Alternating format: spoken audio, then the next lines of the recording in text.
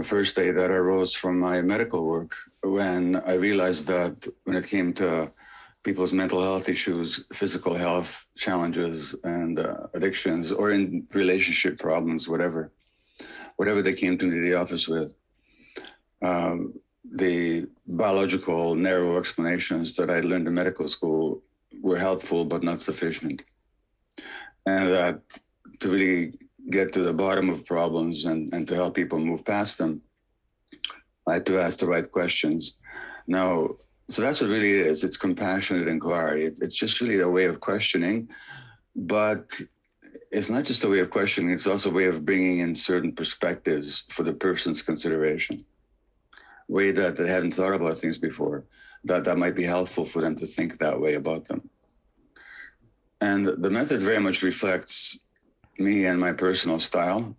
I'm not, I am a systems thinker like Dick is, but I'm not nearly as methodical as, and I'd say that neither critically of myself nor of Dick, but my method is not just as methodical. I'm sort of more, what is my intuition telling me at the moment? So I kind of just go with that. So compassion inquiry, as it evolved and as it was helped to be systematized by other people working with me, is not as linear and as sequential as I understand internal family systems to be. It's more like what arises in the moment and what needs to be asked or said in any particular moment. Now, the intention is to help a person become in contact with themselves in the present moment. Because trauma is all about losing contact with ourselves and actually fleeing the present moment. And all the manifestations of physical illness, addiction, and mental health issues are ways of really not being in the present moment.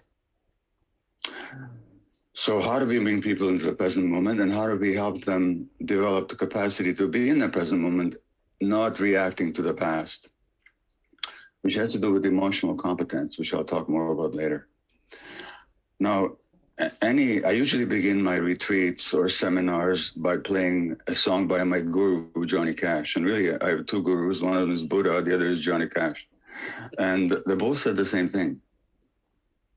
In the song, In Your Mind, that was written by Roseanne Cash, actually. And Johnny Cash recorded it towards the end of his life. He sings, 1 foot on Jacob's ladder, another in the fire. It all goes down in your mind. Jacob's ladder, of course, is the stairway to heaven from the Bible, from the Old Testament. The fire is hell.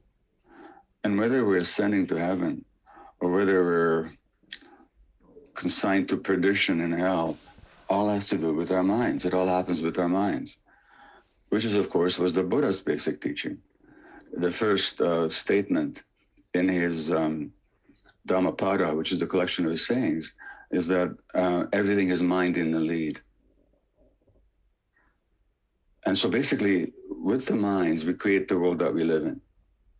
So, for example, if I perceive the world as hostile, as against me, as everybody trying to exploit me, as even my friends want to take away my house and my wealth and my wife, I'm going to live in a world where I have to be aggressive and selfish and very defensive and very vigilant and almost paranoid. In other words, I'll become president of the United States because it was your most previous president who actually said that that's the way the world is. So if I live in a world where I believe that there's love and goodness and connection and potential and suffering, but also redemption and healing, I inhabit a very different universe, and I create a very different universe. So that's the Buddha's essential teaching, or one of his essential teaching. And what the Buddha didn't say, and what Dick and I both work with, is that before with our worlds we create our mind. Before with our minds we create the world creates our minds. And that happens very early in life. In fact, in my understanding, it begins already in utero. So behind Dick's IFS approach, there's a theory of mind.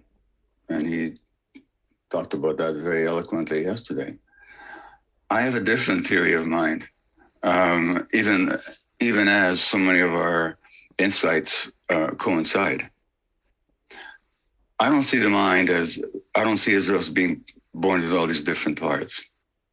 What I see is as being born are certain capacities and certain needs.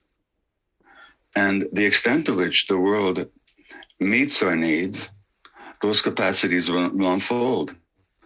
The extent to which the world frustrates those needs and even tramples on them in the case of trauma, those capacities will be suppressed or sent in the wrong direction.